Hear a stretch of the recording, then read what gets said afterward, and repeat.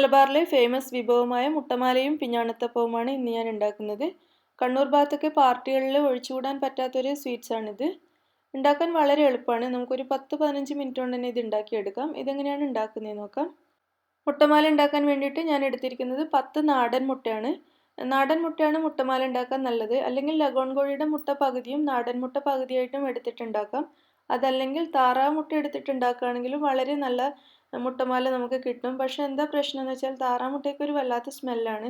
അതുകൊണ്ട് ഞാൻ യൂസ് ചെയ്യാറില്ല. ഇഷ്ടമുള്ളവർക്ക് താറാമുട്ട ഉപയോഗിച്ചിട്ടും ഉണ്ടാക്കാം. അതല്ലെങ്കിൽ പകുതി ലഗോൺ കോഴിയുടെ മുട്ട എന്നിട്ട് ബാക്കി പകുതി താറാമുട്ട, അങ്ങനെയൊക്കെ നിങ്ങളുടെ ഇഷ്ടത്തിനനുസരിച്ച് മുട്ട എടുക്കാം.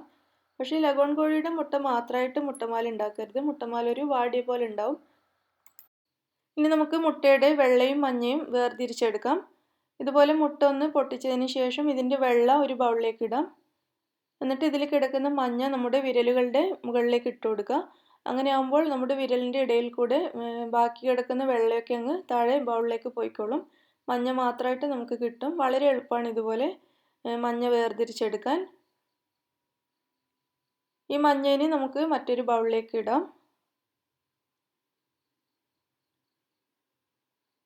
ഇതുപോലെ നമുക്ക് മുഴുവൻ മുട്ടയും വെള്ളയും മഞ്ഞയുമായിട്ട് വേർതിരിച്ചെടുക്കാം.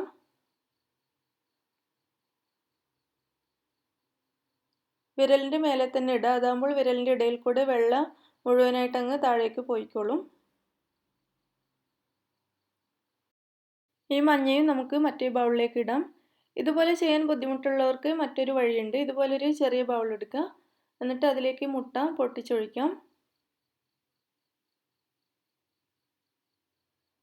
മുട്ട പതുക്കെ ഒഴിക്കുക, അല്ലെങ്കിൽ മഞ്ഞയും വെള്ളയും കൂടി മിക്സായി പോവും. പതുക്കെ ബൗളിലേക്ക് ഒഴിക്കുക. അതിനുശേഷം ഈ മഞ്ഞ മാത്രം വിരലുകൾ കൊണ്ട് പതുക്കെ ഇതുപോലെ എടുക്കുക.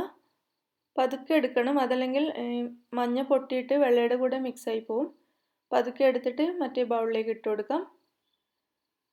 എന്നിട്ട് ഈ വെള്ളം നമുക്ക് ആദ്യത്തെ പാത്രത്തിലേക്ക് ഒഴിച്ചു കൊടുക്കാം. ഇങ്ങനെ ഓരോ മുട്ട പൊട്ടിക്കും തോറും വെള്ളം മറ്റേ ബൗളിലേക്ക് ഒഴിക്കണം. അതല്ലെങ്കിൽ ഏതെങ്കിലും മഞ്ഞ മിക്സായി കഴിഞ്ഞാൽ നമുക്ക് മുഴുവനും ഉപയോഗിക്കാൻ പറ്റാതെ വരും. അതുകൊണ്ട് ഓരോ മുട്ട വെള്ളയും ആവുംതോറും മറ്റേ ബൗളിലേക്ക് ഒഴിക്കുക. മുഴുവൻ മുട്ടയുടെ വെള്ളയും മഞ്ഞയും ഞാനിവിടെ സെപ്പറേറ്റ് ചെയ്ത് വെച്ചിട്ടുണ്ട്. ഇനി നമുക്ക് മഞ്ഞ മാത്രം എടുത്തിട്ട് ഒരു അരിപ്പയിലൂടെ അരിച്ച് മറ്റൊരു പാത്രത്തിലേക്ക് ഒഴിക്കാം. കാരണം ഈ മുട്ടയുടെ മഞ്ഞയിൽ വല്ല പാടയോ മറ്റോ കിടക്കുന്നുണ്ടെങ്കിൽ നമ്മൾ മുട്ടമാല ഉണ്ടാക്കുന്ന സമയത്ത് അതിങ്ങനെ ബോട്ടിലിൽ കുടുങ്ങിക്കിടക്കും. നമുക്ക് ഈസി ആയിട്ട് മുട്ടമാല ഉണ്ടാക്കാൻ പറ്റില്ല. അതുകൊണ്ട് ഇതുപോലെ അരിപ്പയിലൂടെ അരിച്ചെടുക്കുകയാണെങ്കിൽ നമുക്ക് വളരെ ഈസി ആയിട്ട് മുട്ടമാല ഉണ്ടാക്കാം. ഇതുപോലെ ഒരു സ്പൂൺ വെച്ച് നന്നായിട്ട് മിക്സ് ചെയ്ത് അരിച്ചെടുക്കുക.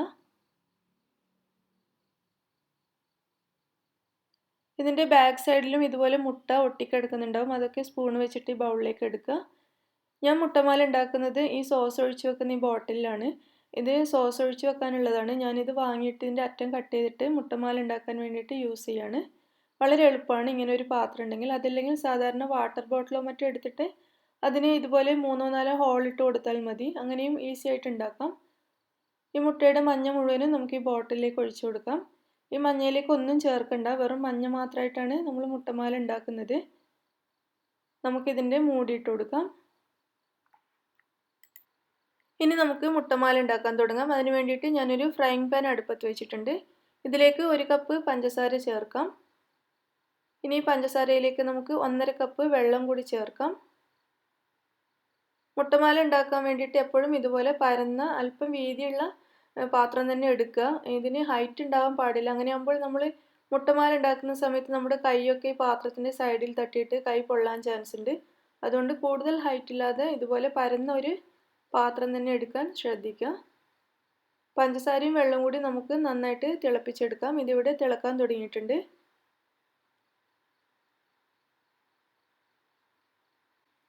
ഈ പഞ്ചസാരയിൽ കുറേ അഴുക്കുണ്ടാവും. പ്രത്യേകിച്ച് നമ്മൾ നാട്ടിൽ നിന്നൊക്കെ വാങ്ങിക്കുന്ന പഞ്ചസാരയാണെങ്കിൽ എന്തായാലും അഴുക്കുണ്ടാവും.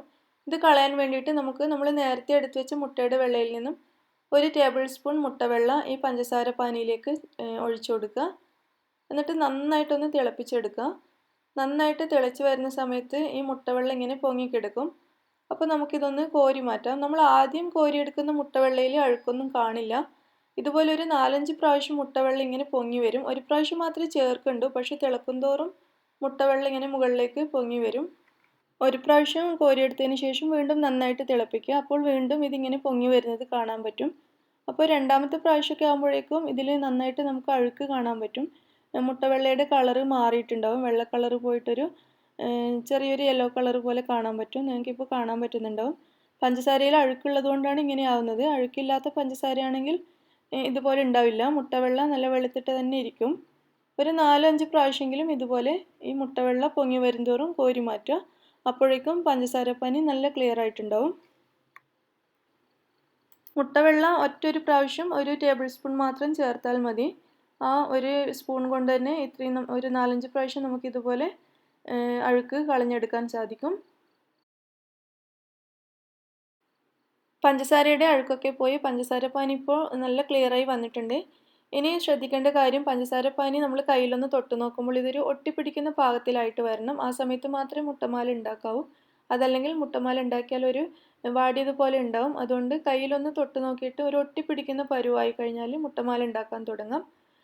അതുപോലെ ഒറ്റനൂൽ പരുവൊന്നും ആവണ്ട, ചെറുതായിട്ട് കയ്യിലൊന്ന് ഒട്ടിപ്പിടിക്കുന്ന ഒരു പാകത്തിലായാൽ മതി. ഇതിപ്പോൾ അങ്ങനെ ആയിട്ടുണ്ട്. നമുക്കിനി മുട്ടമാല ഉണ്ടാക്കാൻ തുടങ്ങാം.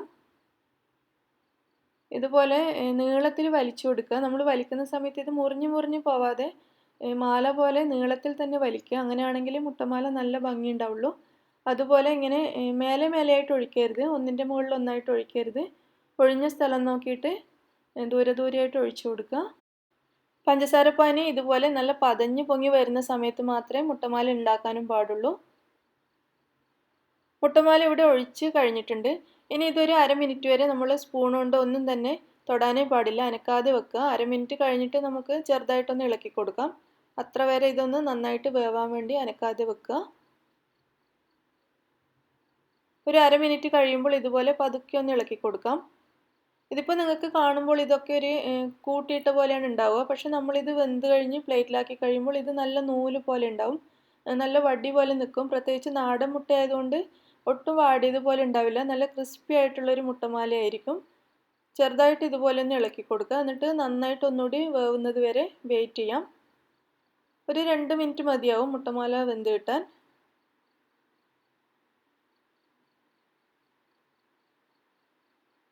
മുട്ടമാല നന്നായിട്ട് വെന്തിട്ടുണ്ട്. ഇത് നമ്മൾ പുറത്തേക്ക് എടുക്കുന്നതിന് മുന്നേ കുറച്ച് വെള്ളം ഇതിൻ്റെ മുകളിലേക്കൊന്ന് കുടഞ്ഞു കൊടുക്കണം, അല്ലെങ്കിൽ ഇതിന് വല്ലാത്തൊരു മധുരമായിരിക്കും, പഞ്ചസാര പിടിച്ചതുപോലെ ഉണ്ടാവും.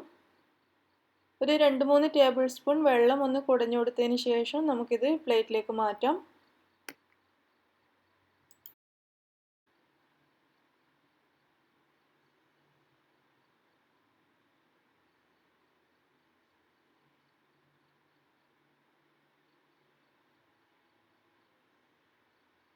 ഇതുപോലെ പഞ്ചസാരപ്പാനി മുഴുവൻ കളഞ്ഞതിന് ശേഷം ഇത് പ്ലേറ്റിലേക്ക് ഇട്ട് കൊടുക്കുക.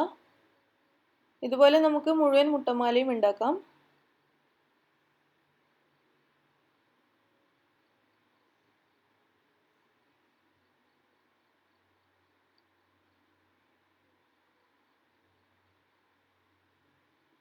ഈ വലിച്ചു കൊടുത്ത മുട്ടമാല വേവുന്ന സമയം കൊണ്ട് നമുക്ക് നമ്മൾ നേരത്തെ പാത്രത്തിലിട്ട മുട്ടമാല ഒന്ന് ഫോർക്ക് വെച്ചിട്ടൊന്ന് ഇളക്കി കൊടുക്കാം. അതല്ലെങ്കിൽ ഇത് കട്ട പിടിച്ചതുപോലെ ഉണ്ടാവും.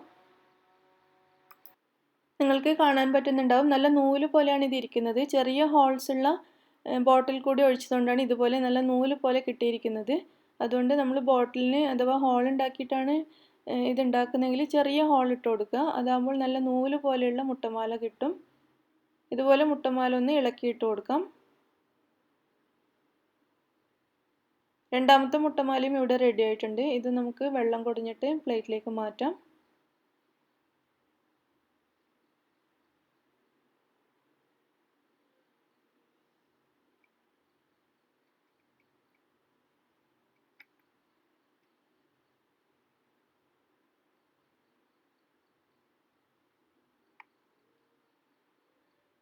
ഇതുപോലെ നമുക്ക് മുഴുവൻ മുട്ടമാലയും ഉണ്ടാക്കിയെടുക്കാം.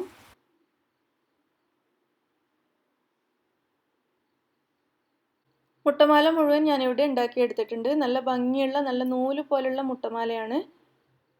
ഇനി നമുക്ക് പിഞ്ഞാണത്തപ്പം ഉണ്ടാക്കണം. അതിന് വേണ്ടിയിട്ട് ബാക്കിയുള്ള ഷുഗർ സിറപ്പ് തന്നെ യൂസ് ചെയ്യാം. പിഞ്ഞാണത്തപ്പം ഉണ്ടാക്കുമ്പോൾ ഷുഗർ സിറപ്പ് നിർബന്ധമില്ല, അതായത് മധുരം നിർബന്ധമില്ല. ഇഷ്ടമുണ്ടെങ്കിൽ മാത്രം ചേർത്താൽ മതി. ഞാൻ കുറച്ച് ചേർക്കാറുണ്ട്.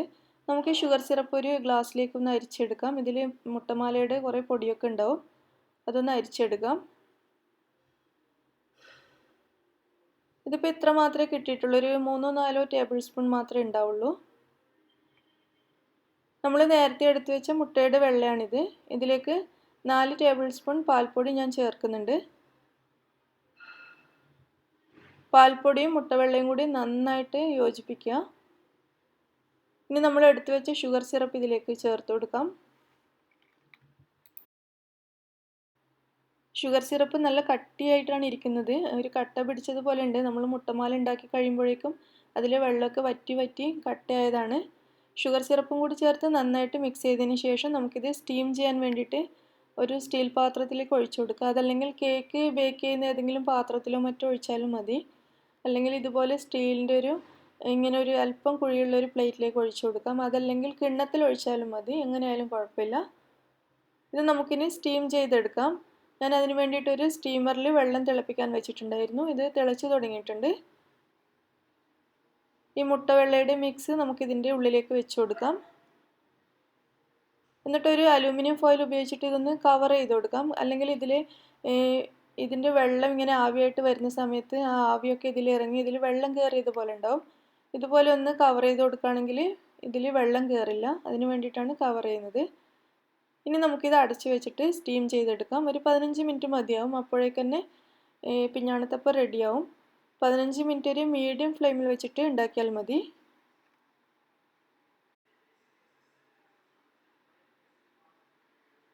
ഇതിപ്പോൾ 15 മിനിറ്റ് കഴിഞ്ഞിട്ടുണ്ട്. നമുക്കിത് തുറന്ന് നോക്കാം.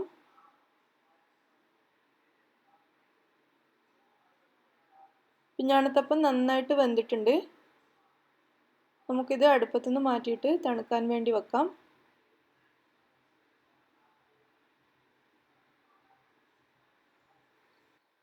ഇത് നന്നായിട്ട് തണുത്തിട്ടുണ്ട്. നമുക്കൊരു കത്തി വെച്ചിട്ട് ഇതിൻ്റെ സൈഡിൽ നിന്നും ഒന്ന് ഇളക്കിയെടുത്തിട്ട് തിരിച്ചിട്ട് കൊടുക്കാം.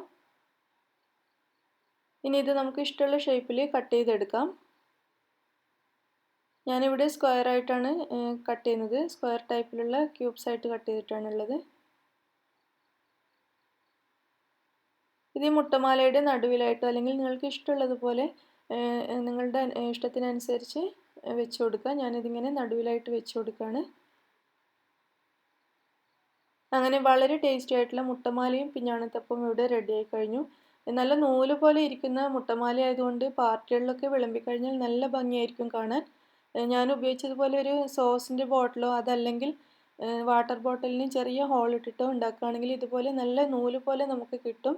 നിങ്ങളെല്ലാവരും ട്രൈ ചെയ്ത് നോക്കുക. ഉണ്ടാക്കാൻ വളരെ എളുപ്പമാണ്. നമുക്ക് കാണുമ്പോൾ ഒരുപാട് ബുദ്ധിമുട്ടുള്ളതുപോലെയൊക്കെ തോന്നുമെങ്കിലും നമുക്ക് വളരെ എളുപ്പത്തിൽ ഉണ്ടാക്കാൻ പറ്റിയൊരു വിഭവമാണ്. നിങ്ങളെല്ലാവരും ട്രൈ ചെയ്ത് നോക്കിയിട്ട് അഭിപ്രായം അറിയിക്കുക. നിങ്ങൾക്ക് ഇഷ്ടമാണെങ്കിൽ ലൈക്ക് ചെയ്യാനും ഷെയർ ചെയ്യാനും മറക്കരുത്. അതുപോലെ എൻ്റെ ചാനൽ സബ്സ്ക്രൈബ് ചെയ്യാൻ മറക്കരുത്. Thank you.